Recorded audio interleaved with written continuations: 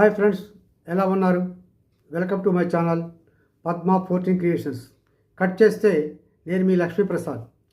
ఒక ఊరిలో ఒక పేదవాడు ఉండేవాడు. ఆ వ్యక్తి తనకున్న మామిడి చెట్టు మీద ఆధారపడి మామిడికాయలు అమ్ముకుంటూ జీవనం సాగించేవాడు.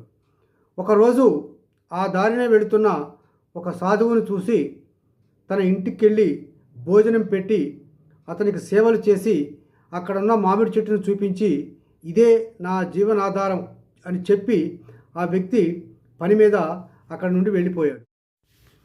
సాధువు అక్కడ ఉన్న గొడ్డలు తీసుకొని ఆ మామిడి చెట్టును నరికి వెళ్ళిపోతాడు. ఇంటికి తిరిగి వచ్చిన వ్యక్తి నరికేసి కింద పడి ఉన్న మామిడి చెట్టును చూసి ఒక్కసారిగా షాక్ అయ్యి బాధతో ఏడుస్తూ ఆ సాధువును తిట్టుకుంటూ, నేను పిలిచి భోజనం పెట్టి సేవ చేసి పంపిస్తే నాకు ఇంత అన్యాయం చేస్తావా, నా జీవనాధారమైన మామిడి చెట్టును నరికేస్తావా అంటూ బోరును ఏడ్చుకుంటూ బాధపడ్డాడు. అలా కొన్ని సంవత్సరాలు గడిచాయి. మళ్ళీ సాధువు అదే దారిలో వస్తూ చూస్తే అక్కడ ఓ పెద్ద భవనం, అక్కడ ఆ వ్యక్తి పెద్ద వ్యాపారి అయ్యాడు. దారిలో వెళుతున్న సాధువుని చూసి ఆ వ్యక్తి, నువ్వు నన్ను ఇంత అన్యాయం చేస్తావా, నేను నిన్ను ఎంత ప్రేమగా చూసుకొని భోజనం పెట్టాను అన్నాడు.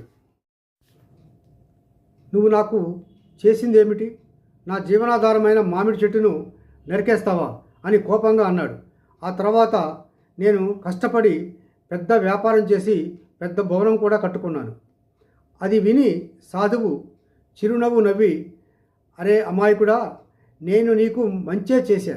నేను మామిడి చెట్టును నరకకుండా ఆ చెట్టును అలానే ఉంచితే నువ్వు దాని మీదనే ఆధారపడి ఆ కాయలు అమ్ముతూ ఇక్కడే ఉండేవాడివి. ఏ ఆధారము లేకపోయేసరికి నీవు నీ మెదడుకు పదును పెట్టి కష్టపడ్డావు. చూశావుగా ఇప్పుడు నువ్వు ఏ స్థాయిలో ఉన్నావో. అది విని ఆ వ్యక్తి ఆ సాధువు కాళ్ళ మీద పడి క్షమాపణ కోరాడు. ఉన్న చోటే ఉంటే అక్కడే ఉండిపోతావు. ధైర్యంగా ముందుకు వెళితే ఉన్నత శిఖరాలకు వెళతావు. కష్టం వచ్చిందంటే అది మన మార్పు కోసమే అని ఈ వీడియో నచ్చితే లైక్ చేయండి, షేర్ చేయండి, సబ్స్క్రైబ్ కూడా చేయండి. మీ సలహాలు సూచనలు కామెంట్ బాక్స్లో మాకు తెలియజేయండి. సర్వే జన సుఖినో భవంతు. అందరూ బాగుండాలి, అందులో మనం ఉండాలి.